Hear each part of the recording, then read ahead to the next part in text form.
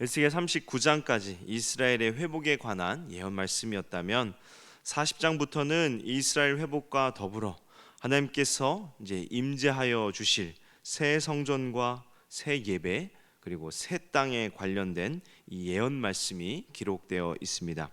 그래서 에스겔 40장은 새 성전 안뜰과 바깥뜰에 대한 환상에 관한 말씀이 기록되어 있고요. 에스겔 41장은 성전의 이 내부인 성소와 지성소 그리고 이 제사장들이 관리하는 골방과 성전 문들에 관해서 기록되어 있으며 42장은 제사장의 방과 성전과 외부를 가르는 담에 대하여 말씀하고 있습니다. 에스겔에게 새 성전의 환상을 보여주고 그것을 포로로 잡혀있는 이 유다 백성들에게 선포하게 하신 이유가 무엇일까요? 바벨론의 포로로 잡혀와 이방인들 가운데 살고 있는 이 남유다 백성들에게 약속의 땅에서 성전이 다시 세워진다는 환상은 그들이 종교적으로 그리고 정치적으로 회복될 것이라는 소망을 주시기 위함이었습니다. 즉 여호와 하나님께서는 택한 백성 이 이스라엘을 버린 것이 아니라 여전히 자기 백성을 사랑하고 계시다는 것을 말씀하고 있는 것이죠. 그리고 이 새 성전에 관한 예언 말씀에 이어서 오늘 에스겔 43장은 19년 전에 떠났던 여호와의 이 하나님의 영광이 새 성전의 강림한 환상과 그리고 회복된 이스라엘의 상징인 새 성전에서 이 실행될 각종 제사에 관한 여러 규례들에 대해서 말씀하고 있습니다. 하나님께서는 이스라엘의 죄를 간과하지 않으시고 그들이 지은 죄를 징계하셨습니다. 이 심판이 무엇이었나요?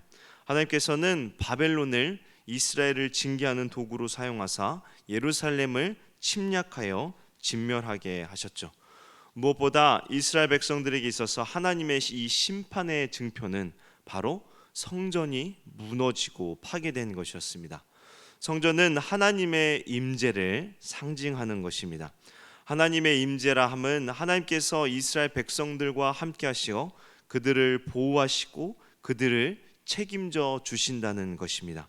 그렇게 이스라엘 백성들에게 성전은 하나님의 임재를 나타내는 것이며 세상에서 가장 안전하고 가장 복된 백성임을 자부하는 상징적 존재였던 것입니다. 그러나 하나님께서 성전에 임재해 계시는 조건이 있었죠. 그것은 바로 이스라엘 백성들이 거룩한 백성으로서의 삶을 사는 것이었습니다. 거룩하신 하나님을 예배하며 본받는 삶, 하나님께서 주신 율법을 힘써 지키는 삶을 살아야 하는 이 조건이 있었습니다. 이것은 하나님과 이스라엘 백성 간의 언약의 조건이었습니다. 그러나 이스라엘 백성들은 이 언약을 깨뜨렸습니다. 하나님이 아닌 우상을 섬겼고 하나님의 말씀보다 세상의 문화를 따랐고 세상보다 더 타락한 곳이 예루살렘이었고 성전이었으며 특히나 거룩한 삶을 힘써 살고 가르쳐야 했던 제사장들조차 타락해 버렸던 것입니다. 이 이스라엘의 죄악을 고발하고 있는 것이 이 에스겔 9장 앞에서 나왔던 부분인데요. 하나님께서는 이스라엘에게 죄악을 경고하며 또 선지자들을 보냈지만 그럼에도 이스라엘 백성들이 듣지 않자 결국 하나님께서는 이스라엘을 징계하신 것입니다. 이것을 상징적으로 보여주는 것이 바로 하나님의 임재, 하나님의 영광이 성전에서 떠나간 것을 말합니다. 하나님의 임재의 상징인 성전에서 하나님의 영광이 떠나가므로 성전은 더 이상 거룩한 처소로서의 기능을 완전히 상실하고 말았던 것입니다. 이 환상을 에스겔 선지자가 보았는데요. 에스겔 이 앞에 장인 10장과 11장에 하나님의 영광이 성전으로부터 완전히 떠나셨음을 에스겔 선지자가 보았다고 말씀합니다. 그러나 하나님의 영광이 떠나간 사실을 모르는 이스라엘 백성들은 예루살렘 성전을 보고 안심하고 있었던 것입니다. 그들은 성전만 있다면 하나님께서 언제나 그들과 함께 하실 것이라는 착각했던 것입니다. 그러나 하나님의 영광이 떠남으로 말미암아 이제 이스라엘은 어떻게 되었습니까? 더 이상 하나님으로부터 영적으로나 육적으로 그 어떤 도움도 받지 못하고 결국 바벨론의 침공으로 성전이 무너지며 나라를 잃고 포로로 끌려가는 비천한 신세로 전락해 버린 것입니다. 그러나 놀랍게도 에스겔 43장에 에스겔은 하나님의 영광이 새 성전으로 다시 돌아오는 벅찬 환상을 보게 되는 것입니다. 죄와 허물로 인해 절망적이고 탄식할 수밖에 없는 지경에 처한 그들에게 이 생명과 평안의 주인 되시는 하나님께서 회복을 약속해 주시는 것입니다. 에스겔은 전에 그발 강가에서 하나님의 영광이 성전에서 떠나는 환상을 보았는데 43장에서는 하나님의 영광이 떠날 때 그 모습 그대로 다시 돌아오는 환상을 보게 됩니다. 이것은 하나님께서 이스라엘과 단절하셨던 관계를 전과 같이 회복해 주시고 또 이스라엘로 하여금 잃어버렸던 선민의 지위를 다시 회복시켜 주실 것임을 나타내는 것입니다. 즉 하나님께서는 자기 백성들을 징계하시지만 그들을 영원히 떠나버리지 않으시고 다시 회복시켜 주심을 말씀하고 있는 것입니다. 오늘 2절에 하나님의 영광이 오는 방향을 말씀하는데요. 2절에 보시면 이스라엘 하나님의 영광이 동쪽에서부터 오는데 하나님의 음성이 많은 물소리 같고 땅은 그 영광으로 말미암아 빛나니라고 말씀합니다. 하나님의 영광이 어느 쪽으로부터 오신다고 말씀하죠? 동쪽입니다.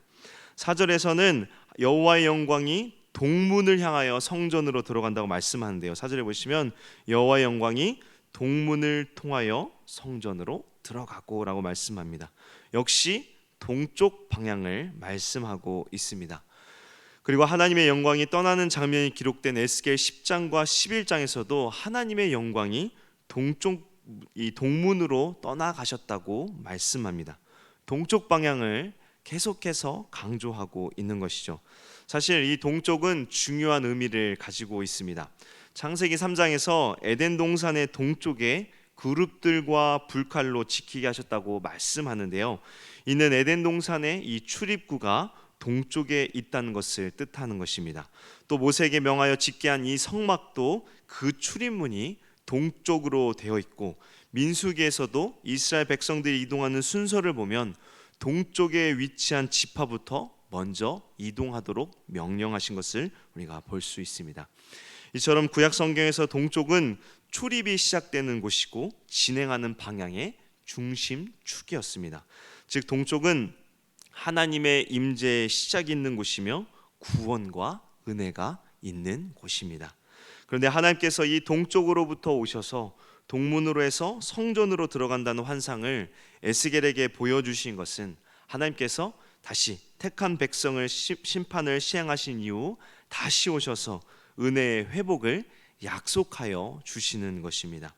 하나님께서 다시 은혜의 회복, 즉 하나님께서 다시 임재하여 주실 것을 약속하신 것인데요. 하나님의 임재가 다시 성전에 임하였다고 했을 때 가장 중요한 것은 바로 이스라엘의 죄를 용서해 주심이라는 것입니다. 하나님의 영광이 떠난 이유가 무엇 때문이라고 말씀드렸나요? 그들의 죄로 인함이라고 제가 말씀드렸죠. 에스겔 선지자는 9장에서 이스라엘의 죄를 열거하였다고 제가 말씀드렸습니다. 즉 그들의 죄로 인하여 여호와의 영광이 떠났는데 다시 여호와의 영광이 새 성전으로 돌아와 계신다는 것은 그들의 죄를 용서하시고 함께하여 복 주시겠다는 것을 말씀하고 있는 것입니다. 즉 하나님께서는 진노 중에도 긍휼을 잊지 않으시는 은혜와 사랑이 충만하신 분이심을 우리는 기억해야 하는데요. 하나님께서는 택한 백성을 하나님께서 결코 버리지 않으시는 분이십니다. 죄에 대해서 징계하시지만 멸망하도록 또 버려두지 않으시는 긍휼의 하나님이심을 말씀하고 있는 것입니다. 그러나 택한 백성에 대한 회복의 조건이 반드시 있습니다. 하나님께서는 43장 7절에 새 성전에 영원히 거하시겠다고 약속하시면서 여기에 전제 조건을 9절에 말씀하고 있는데요. 9절에 보시면 이제는 그들이 그 음란과 그 왕들의 시체를 내게서 멀리 제거하여 버려야 할 것이라. 그리하면 내가 그들 가운데 영원히 살리라. 하나님께서 새 성전에 영원히 거하실 조건이 무엇이라고 말씀합니까? 그것은 바로 이스라엘 백성들이 징계받아야 했던 온갖 가증스러운 일들을 완전히 끊어버리는 것입니다. 죄를 회개하고 하나님께로 돌이켜 거룩한 백성이 되라는 것입니다. 이것이 바로 하나님께서 함께 하시겠다고 약속하신 전제 조건인 것입니다. 하나님께서는 자기 백성과 영원토록 교제하고 싶어 하시는 분이십니다. 그리고 그 약속을 신실하게 지키시는 분이신데요. 하나님과 교제를 단절케 하는 것은 무엇입니까? 오늘 죄라고 말씀하고 있죠. 이 죄를 멀리하고 거룩하고 성결한 삶을 살도록 하나님께서는 요구하시는 것입니다. 하나님께서는 스스로 거룩하신 분이시며 당연히 하나님과 교제하는 자에게도 거룩을 요구하십니다. 이는 하나님과 하나님의 이 택한 백성이 만나는 성전을 거룩하게 하라는 명령에서도 우리가 확인할 수 있습니다. 거룩은 하나님의 통치 원리이며 하나님과 관계하는 모든 존재들에게 하나님께서 요구하는 삶의 철칙이기도 합니다.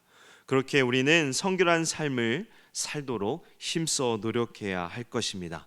말씀으로 스스로를 점검하고 성령께 성결한 삶을 살도록 인도해 달라고 우리는 하나님께 간구하며 살아가야 할 것입니다.